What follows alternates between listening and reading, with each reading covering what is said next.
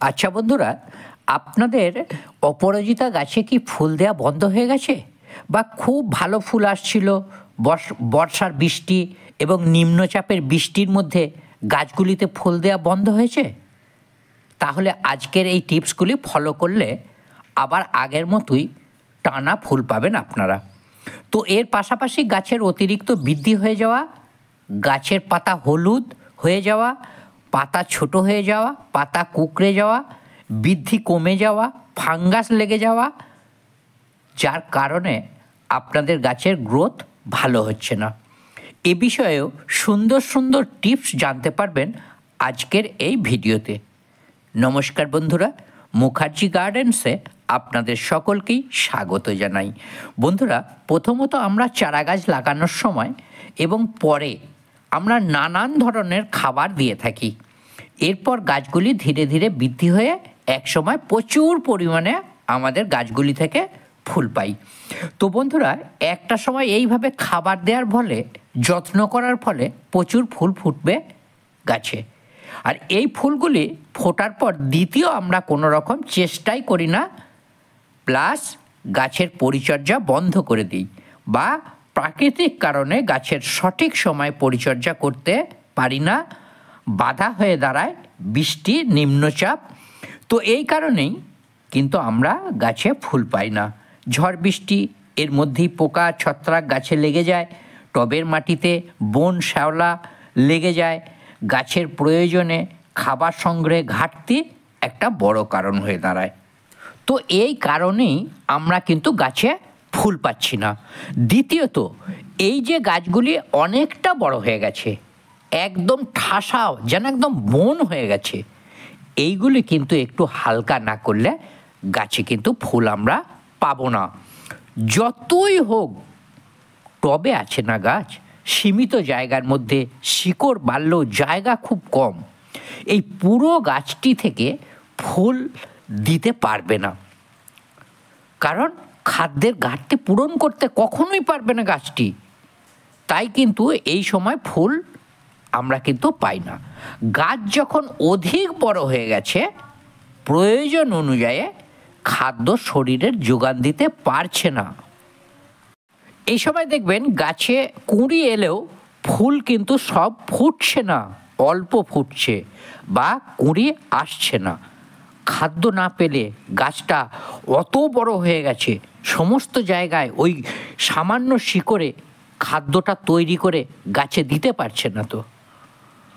তো এই কারণেই কিন্তু আমরা ফুল পাচ্ছি না।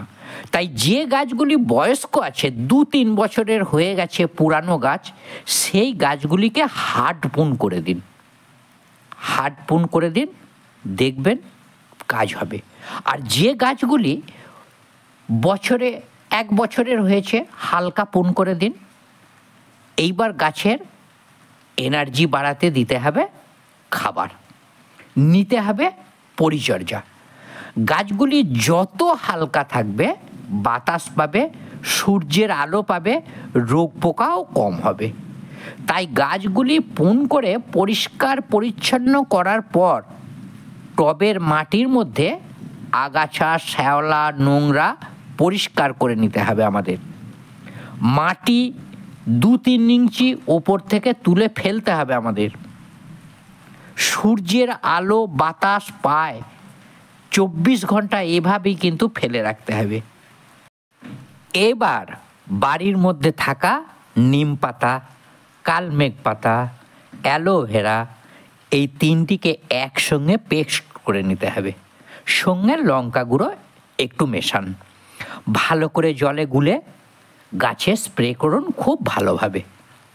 তারপর এই মিশ্রণটা টবের মাটিতে একটু বেশি করে ঢেলে দিন। তাহলে টবের মধ্যে কোনো পোকামাকড়, কেঁচো, কেন্ন, শামুক যাই থাকুক না কেন, থাকলে মারা যাবে। অন্তত 2 মাস টবের এই তরলটি দেওয়ার পর মাটিতে কোনো রকম পোকামাকড় আসবে না। আর গাছে যদি আপনি অন্তত 15 দিনে একবারও স্প্রে করেন, তাহলে দেখবেন আপনার গাছে কোনো পোকামাকড় বাসা বাঁধবে না, গাছ নষ্ট করতে পারবে না এবং ছত্রাকও হবে না। দেখবেন এই মিশ্রণ গাছে স্প্রে করলে না, আমি আপনাদের বলতে পারি, কথা দিতে পারি, আপনার গাছের ধারে কাছে পোকা তো আসবেই না, মাটিতেও হবে না। তাহলে আমাদের গাছের এবং মাটির ক্ষতিকারক পুষ্টি নষ্টকারী পোকামাকড় থাকলো না, দূর হলো। এবার আমাদের দিতে হবে খাবার, নর্মাল খাবার দেব, যে খাবারগুলি বাড়িতে আছে। কিচেন কম্পোস্ট, গোবর সার, এই দুটি থাকলে 1 মুঠো করে দিন, যে কোনো একটি থাকলে 2 মুঠো দিন।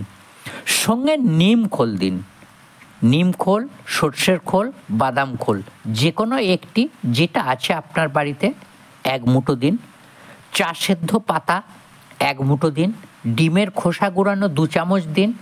কাঠের বাড়িতে ছাই থাকলে 1 মুঠো দিন। কলার খোসা গুঁড়ানো থাকলে 1 মুঠো দিন। এইগুলো একসঙ্গে মাটির সঙ্গে মিশিয়ে এবার সেই মাটিটা টবের খালি জায়গায় ভর্তি করে দিন।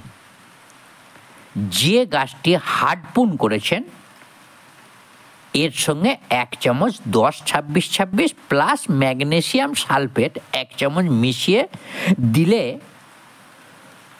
খুব দ্রুততার সঙ্গে গাছের পাতা, শাখা পোশাকাগুলি বার হবে এবং বড় হবে। আর যে গাছগুলি হালকা পুন করেছেন সেই গাছে 0050 গাছে স্প্রে করে দিন। 1 লিটার জলে 1 চা চামচ মিশিয়ে দিলেই হবে। 15 দিন পরে সব গাছগুলিতে যদি একবার একটি পিজিআর স্প্রে করে দেন তাহলে খুব ভালো রেজাল্ট পাবেন। এই সময় মিরাকুলান পিজিআরটি দেবেন না অপরাজিতা গাছে, তাহলে ফুলের থেকে গাছ বেশি হবে।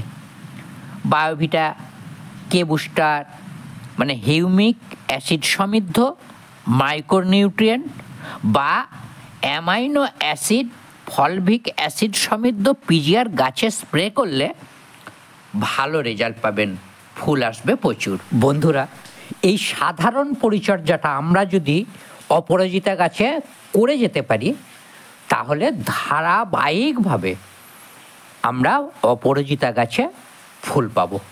গাছে ফুল ফুটতেই থাকবে, গাছের গঠন সুন্দর রাখতে পারবো, পোকামাকড়, ছত্রাক গাছে লাগবে না, গাছের পাতার রং সুন্দর থাকবে, কুঁড়ি আসবে, ফুলগুলি বড় এবং উজ্জ্বল হবে। এই মিক্স খাবারটি কিন্তু প্রতি মাসে 15 দিন ছাড়া দিয়ে যেতে হবে এবং মাসে 2 বার গাছে স্প্রে করতে হবে জৈব যে বাড়ির তৈরি কীটনাশকটি। দেখবেন কোনো দিন ফুলের সমস্যা হবে না। বন্ধুরা, এই ছিল আজকের ভিডিওটি ভালো লাগলে একটি লাইক এবং শেয়ার করবেন। সঙ্গে থাকার জন্য নতুন বন্ধুরা সাবস্ক্রাইবটা করে নেবার অনুরোধটা করি। ভিডিওটিতে শেষ পর্যন্ত থাকার জন্য অসংখ্য ধন্যবাদ, ভালোবাসা ও নমস্কার জানাই।